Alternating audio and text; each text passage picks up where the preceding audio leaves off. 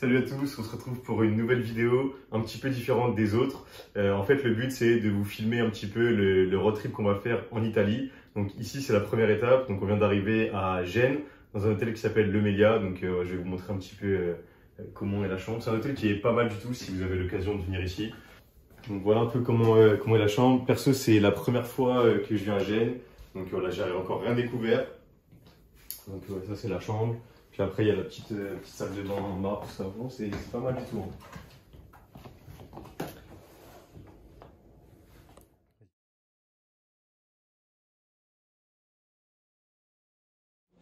Ok, donc la première étape, on va aller voir des églises gothiques, c'est ça, qui datent du 6e siècle.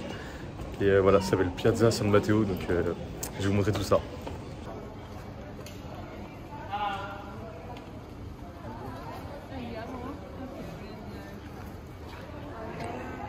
Et du coup, les petites cathédrales là sont très sympathiques.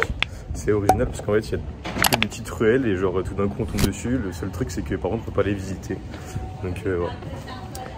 On continue notre visite.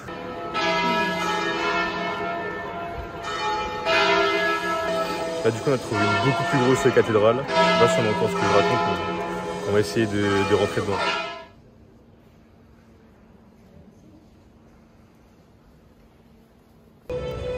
En fait, ici, il n'y a quasiment que des petites ruelles, donc c'est assez marrant de voir ça. Il n'y a pas beaucoup de grosses rues, du coup, des fois, en fait, on est dans une petite ruelle et tout d'un coup, on arrive sur une grande place, donc ouais, c'est vachement intéressant. Là, on va à un musée, du coup, qui s'appelle le musée di Strada Nuova. Du coup, on va arriver et filmer tout ça.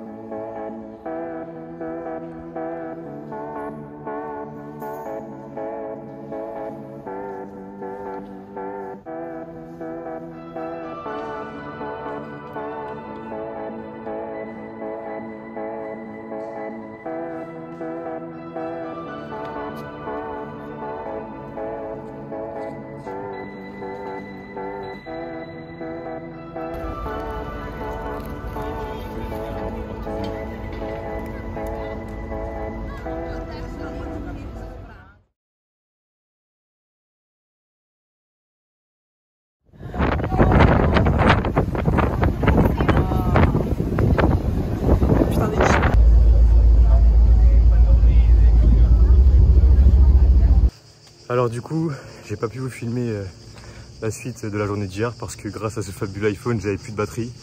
Donc en gros, on a essayé de prendre un funiculaire pour avoir une vue de Gênes. Le truc c'est que le funiculaire était en panne, du coup on a dû prendre un bus. C'était un peu une galère pour y accéder, mais bon, on a réussi.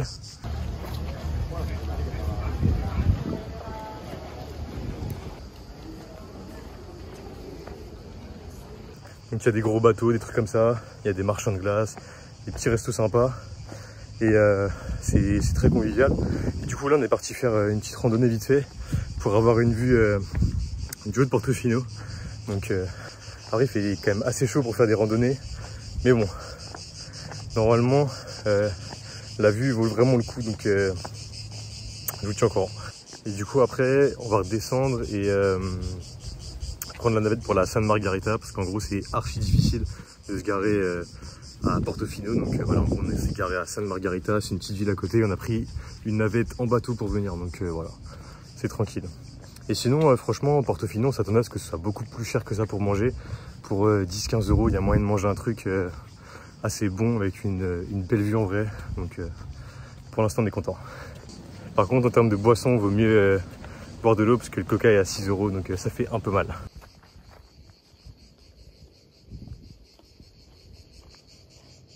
Donc voilà pour ce qu'on a vu à Portofino. Donc maintenant on va reprendre la petite navette, tout ça, revenir à Santa Margherita. Il est vraiment énervé celui-là.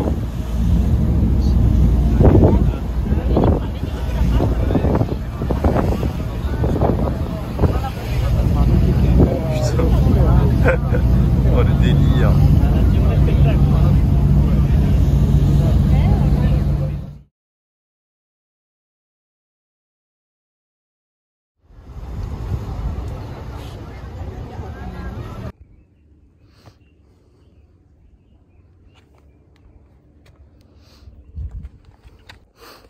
Ok, du coup on arrive aux 5 terres. Donc en fait nous on réside à La Spezia et ensuite on a pris un ferry pour aller jusqu'à Monterosso. Donc il y a 2 heures de ferry. Donc là en fait on fait une petite randonnée et tout de 2 km, mais cette randonnée est payante. Donc du coup ouais, j'en ai carrément perdu mes mots. Donc ouais, la randonnée est payante en fait parce qu'on est dans un parc naturel, mais nous on ne savait pas. Donc c'est assez atypique de payer pour une randonnée, mais bon, c'est pas mal. Franchement, le paysage, il est bien tout le long de la randonnée, donc c'est cool.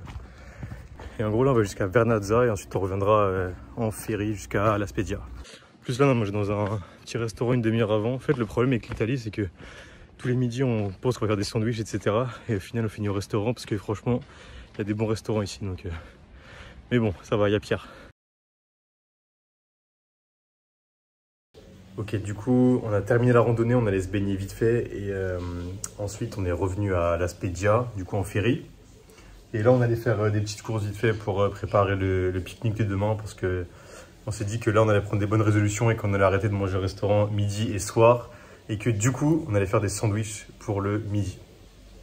Donc voilà, ce soir, on va aller chercher un petit restaurant parce qu'ici, en fait, il faut souvent réserver pour les restaurants.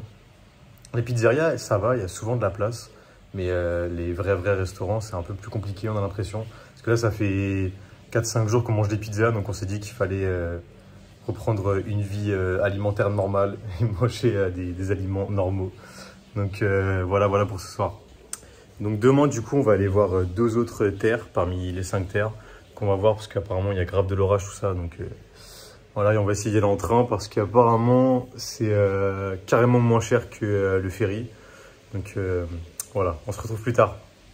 Ah oui, et aussi, j'aimerais bien filmer une petite séance dans une salle de La Spezia, une salle de sport.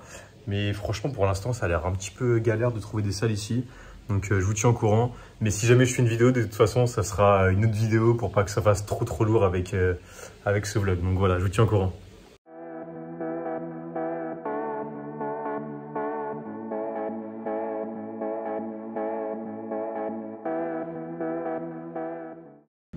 J'ai failli tomber. Ouais, du coup, aujourd'hui, là, on est parti de La Spezia jusqu'à Corniglia, je crois que ça s'appelle. Donc, c'est un petit village, les 5 terres aussi. Et on y a été en train aujourd'hui, parce que c'est beaucoup plus rapide et moins cher. Du coup, là, on fait une petite randonnée de 7 km environ pour aller jusqu'à Manarola. C'est un autre petit village des 5 terres. Donc voilà. Pour l'instant, la randonnée, elle est sympa. Après, franchement, c'est assez escarpé, hein.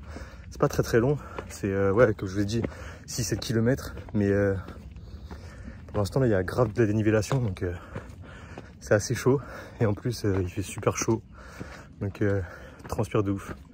Voilà, je vous tiens au courant.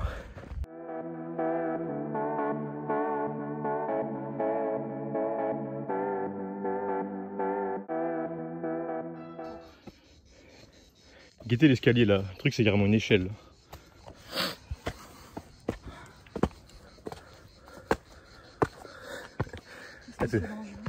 Et ce parcours il est dangereux. Délire.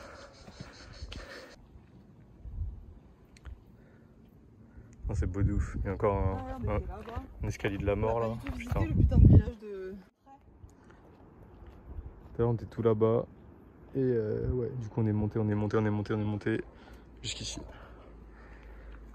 Il doit nous rester environ la moitié de la randonnée là.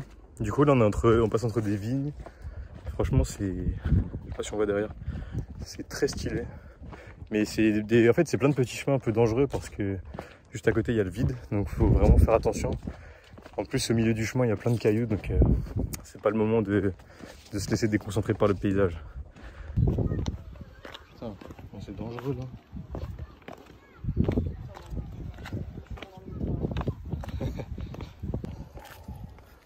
C'est vraiment un truc de ouf là, hein. Putain, j'ai des gens qui commencent à tétaniser. On arrive très bientôt là. Ça fait du bien. Juste on n'a plus d'eau, miskine.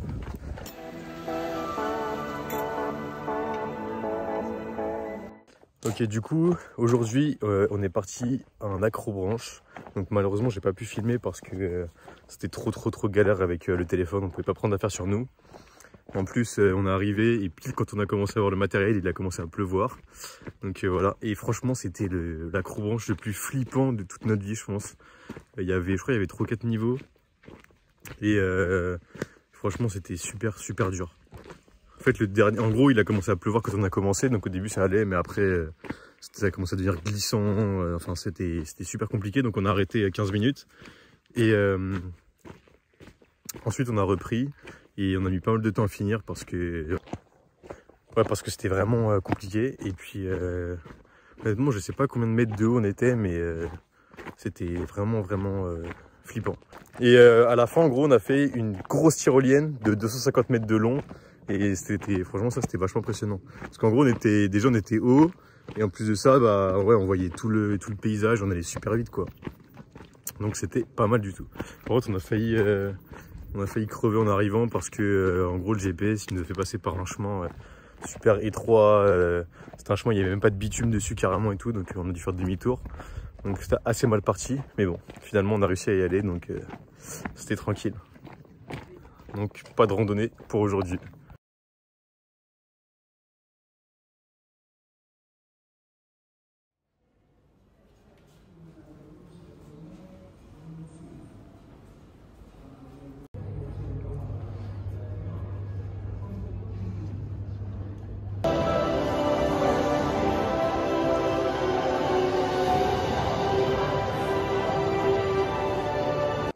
Ok, du coup, aujourd'hui, comme vous avez pu le voir sur les images précédentes, on a été au musée Ferrari. Donc en fait, il faut savoir qu'il y a 2 musées Ferrari. Il y a celui de Maranello, on a été, et il y a celui de Modena. Donc celui de Maranello, on a été, il se concentre plus sur l'histoire d'Enzo Ferrari, donc le créateur de la marque. Et franchement, c'était super intéressant. Et en plus, on a vu pas mal de voitures, donc c'était très très lourd. Et ensuite, là, du coup, on est arrivé à Milan. Donc on reste 2 nuits à Milan. Donc moi, voilà, je vais aller faire un petit running parce que dans 10 jours, j'ai le semi-marathon de Paris à faire et je me suis pas beaucoup entraîné pendant les vacances. Donc voilà, il faut remédier à ça. Donc là, je vais faire un petit running tranquille dans Milan pour découvrir la ville. Au retour du running, là, je vais vous filmer la chambre parce que franchement, c'est incroyable. En fait, c'est super, super moderne. Donc c'est vraiment sympathique comme hôtel. En vrai, même l'ascenseur, en vrai, il est incroyable. Genre là, on se croirait dans... Je sais même pas dans quoi on se croirait, genre. On se croirait dans l'espace, le truc, carrément. Alors, c'est stylé.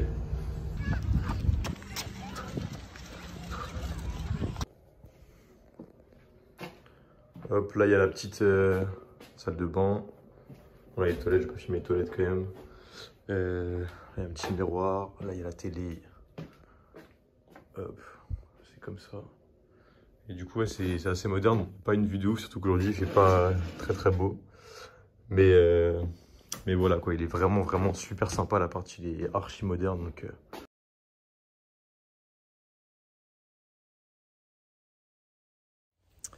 Ok, de retour à Paris. Donc la vidéo a été brusquement interrompue. En fait, tout simplement parce que on a eu une grosse galère en Italie. En fait, donc un des derniers jours, là, je me lève. Et donc je sors dans la rue, etc. Et je passe devant la voiture et là je vois que la vitre est explosée. Donc ça c'était à Milan. Donc là déjà j'étais stupéfait, j'en croyais pas mes yeux. Et voilà, et donc ça a causé beaucoup de problèmes parce qu'en plus la voiture c'était même pas la nôtre, c'était une voiture qu'on nous avait prêtée en fait. Donc déjà le voyage c'était cuit en fait, on voulait pas mal bouger en voiture et tout, donc déjà c'était mort. Enfin en fait la vitre elle était éclatée. Mais comme c'est des vitres anti-effraction, elle est quand même restée en place. Du coup, il y avait un petit peu de bout de verre à l'intérieur de la voiture, à l'extérieur, mais elle était quand même, elle tenait encore la vitre en fait. Donc on a essayé de rafistoler un peu ça, mettant du film plastique autour, etc. Et ensuite, on est direct rentré en France en fait. On n'a même pas pu aller voir les lacs à Milan, les trucs comme ça, donc ça a interrompu totalement le voyage. Donc franchement, ça nous a foutu vraiment le seum. Surtout qu'en plus, rentrer, faire 400 et quelques kilomètres avec une vitre pétée, c'est vraiment pas terrible parce que sur l'autoroute, avec le vent, genre la vitre elle bouge et tout, tu te dis ouais, ça y est, à tout moment elle tombe, tout ça, enfin bref. Vraiment une galère. Mais bon, ça va. Heureusement, c'est pas arrivé au tout début du séjour, c'est plus arrivé vers la fin. Donc voilà, on a quand même pu filmer quelques trucs. Donc j'espère que vous avez kiffé. Et puis on se retrouve bientôt pour de nouvelles vidéos.